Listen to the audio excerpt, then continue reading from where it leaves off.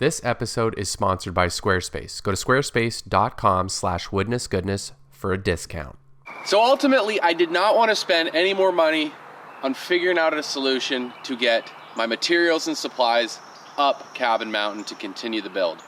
But you may or may not know, I've had this beautiful Massey Ferguson. It's a 1725M for those of you who are curious. It is a subcompact tractor, and if you don't know, tractors are super grunty. You're not gonna go like 60 miles an hour, but this thing is equipped with a 25 horsepower diesel engine, and we all know diesel are very torquey, and this thing should be able to pull a trailer up the mountain. And what I've done now is I have taken off my backhoe attachment and I've put a 3-point hitch. So I can put a ball on that and now I can tow a trailer. However, this thing is narrow, the path going up to my property is narrow. I don't need a 5x10 or a 4x8 trailer, so I'm going to build one. Here is my rough schematics. I'm gonna have a roughly 4 foot, or exactly 4 foot tongue. The trailer itself, where I load my materials, is gonna be 8 feet. The metal portion and the welded portion of the trailer is gonna be 36 inches or 3 feet wide. And then on top of it is gonna be the real loading section. So if you were to have a 4x8 sheet of plywood, the furthest width of the plywood would just be over the wheels. That way, you're not kind of going north of how wide the tractor and trailer are gonna be.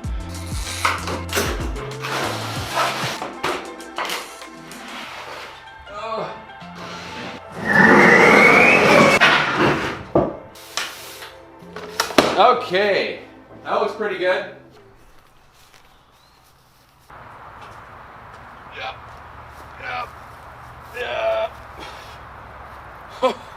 It's big, baby.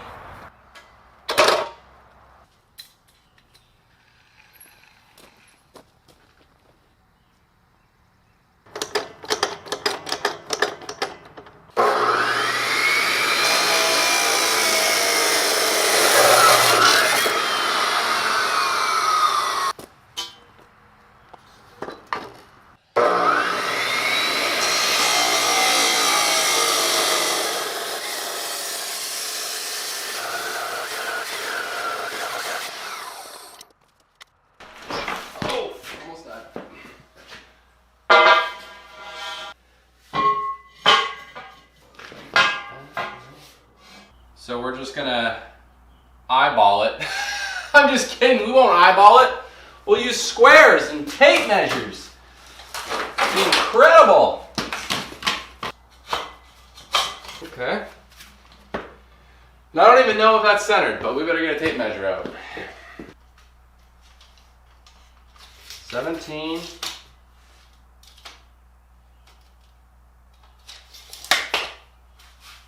I just want to let you know, I eyeballed this. I've been rolling the camera this whole time. I'm going to come get the camera, okay? It's going to be one shot, so you know there's no trickery here, okay? Come look, okay? Still the same shot, still the same shot. Come on down, little cameraman action. Let's just focus in on that. Focus in, slowly zoom, listen to my voice. This is the same shot, okay? It's the same shot, everyone, okay? 17 inches right there, right on the edge. And I wanna show you this here too. 17 inches right on that edge. Are you serious? It's a good day. It's a very good day, and we're gonna just keep sending it. That is a sign from God that we have got to keep moving here, folks. We're going for it. There's a good chance I'm gonna regret not wearing pants, but do until proven guilty.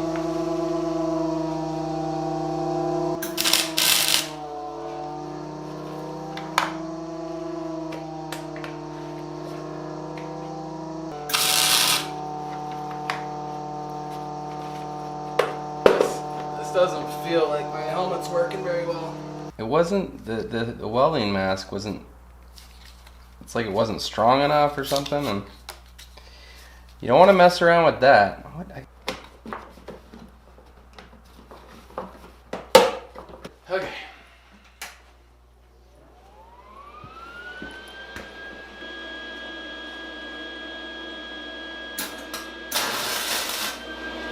Okay, that's better.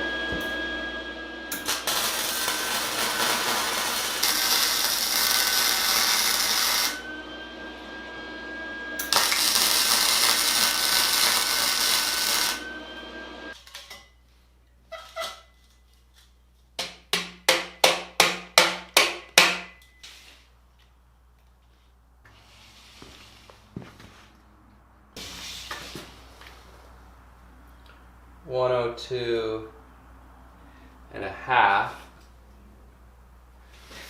Okay, 102.5.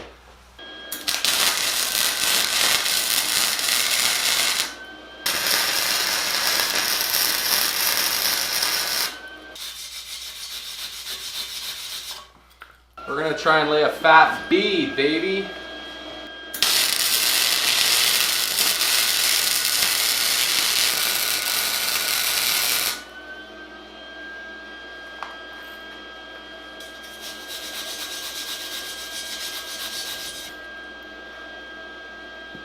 What do you think? That ain't bad, right?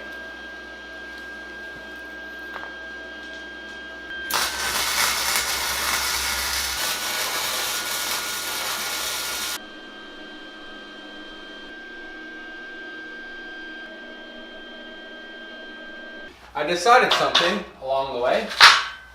All the trailers I have are pretty much all angle iron.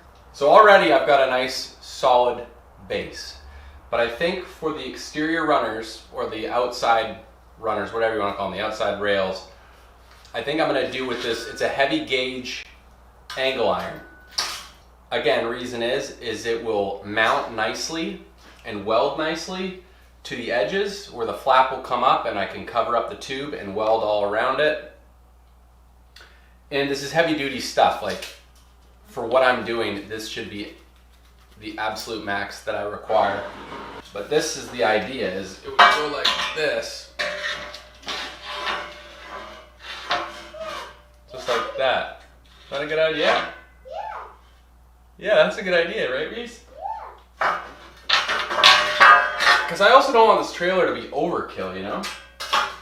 My tractor's only so strong, right, Reese? So, what I gotta do is find my center points for the two rails that I'm gonna be adding on the sides, and I wanna drill that now on my drill press to get that ready for mounting the timber and axles, because I need 3 holes drilled in, and that will mount the timber and axle. Right, Reese? Have I been busy being a good daddy? Is that why I haven't been doing much Woodness goodness? Alright, let's get after it and drill these holes. Right?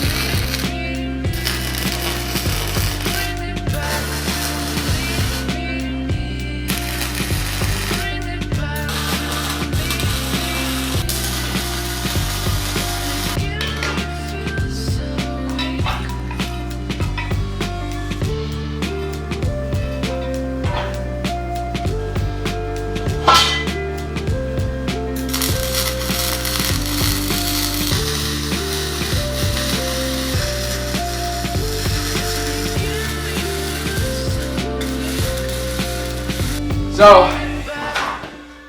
as you can see, my mistake was I forgot that the middle bar sits lower than my side bars, and I need a 2x2 bar to go from this axle all the way to that one. It just sisters them together, just gives it a little bit more strength. So I just drilled these out, cut these to length. These I'm gonna weld just like so, nice and flush, and then the axle will sit on this thing. Oh, these things are heavy. Oh my gosh. Make sense?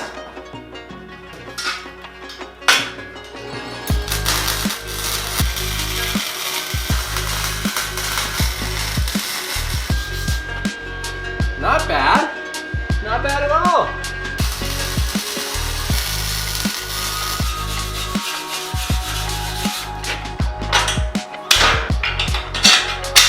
Are you serious? How does it fit so good?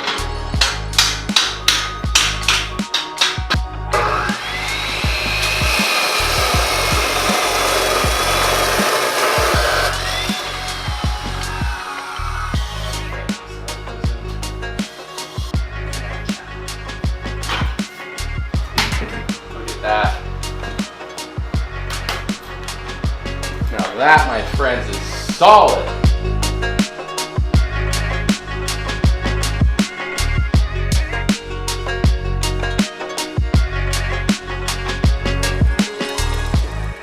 Imagine I sat on this right now and it didn't support my weight. That's the one thing with metal. It flexes, but it does not flex like wood. Okay, so basically, as you see, this is the footprint. I've got my timber and axles. What's that?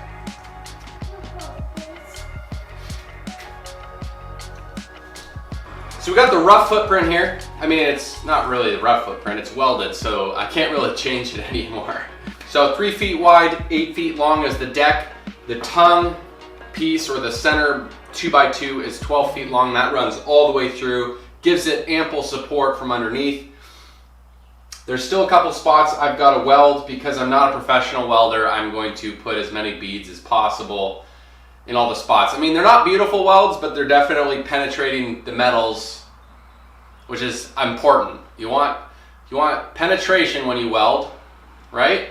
So there's a decent amount of welding to do before we get into the paint, but I think we can do that today.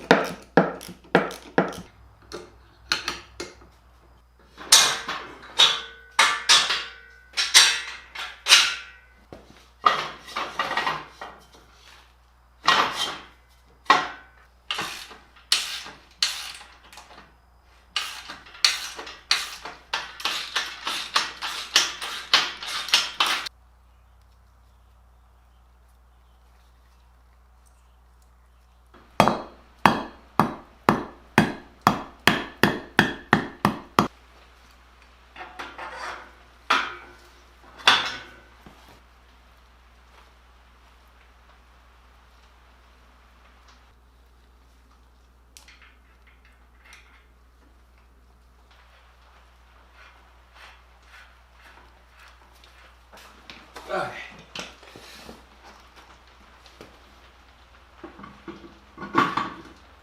That is the one thing I gotta say I'm not great at, is doing this, the testing.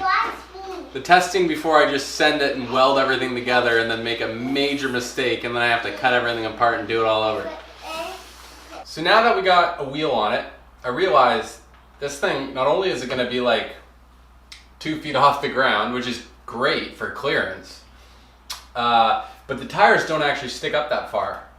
So what I think I'm gonna do is, just to make everything nice and easy cuts, is I'm gonna go 12 inches elevated here, and the 12-inch lift will just be the elevated load deck. So you can load boards under here between the wheels, but things like plywood would sit over top of the wheels, since my frame is only 36 inches.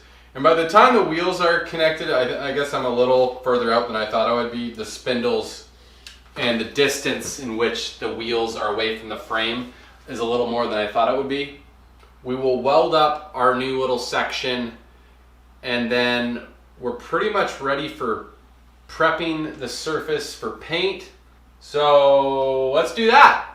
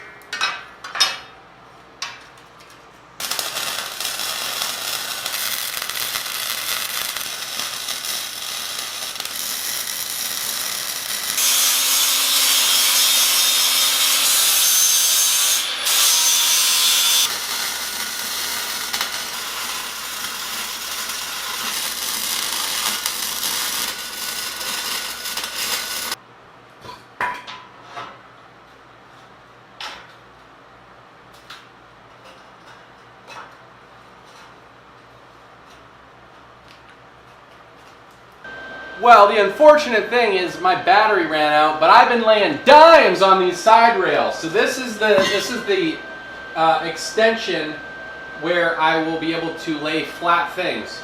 It doubles as walls, so when I have, you know, long pieces of wood in here, it won't rattle off, and it gives me a lot of great, you know, strapping points. But check it out. I'm going to show you the dimes I'm laying, baby. Oh, that's a hot piece of metal. Whoops. Look at those dimes. Those nice beads. I mean, obviously someone in the comments definitely sees something I'm doing wrong, but like, that's pretty awesome.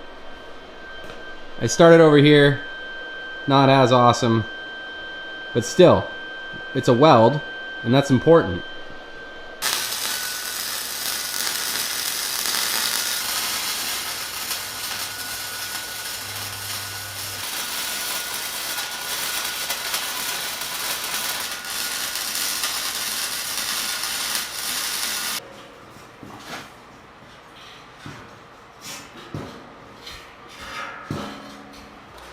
Some of you are probably like, man, that guy is going to start a fire in that dirty shop welding, and you're probably right. So, I figured I'd use this welding blanket that I've owned for over a year and cover something. Yeah. Perfect.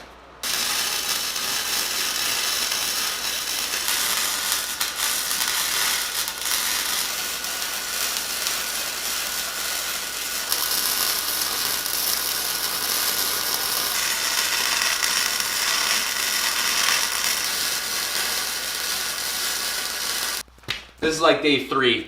Not working all day on it, but a lot of things I do other than this, so I gotta make sure I keep up with the Joneses. I am going to put these little crossbars here just to give the middle section some support. I was giving it a little thought, and I just wanted to do just something else just to make sure that you know, the middle has a little bit more support. So we're gonna do something like that. Just weld that on.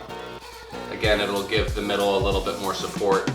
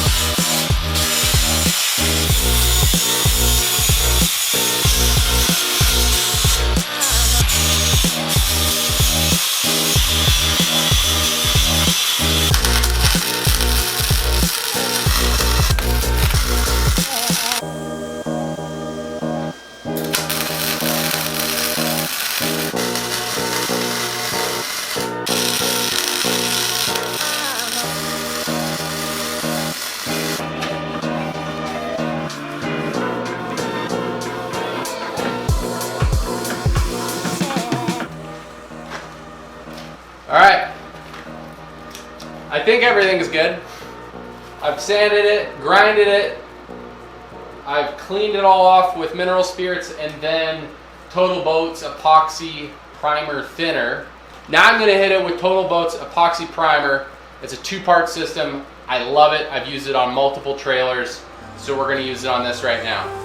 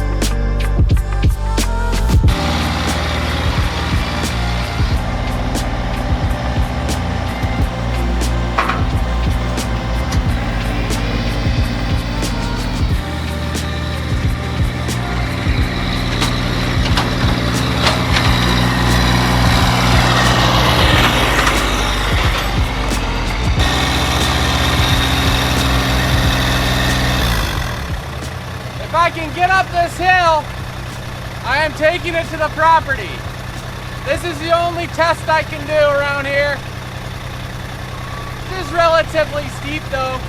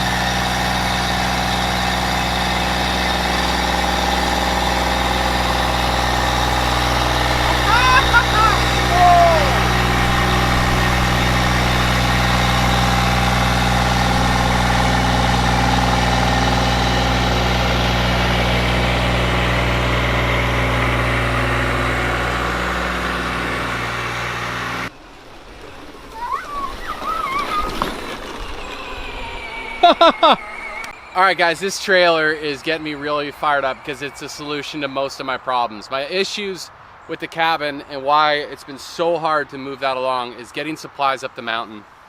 I lose energy, I lose motivation, and you need all that, especially when you're by yourself building something.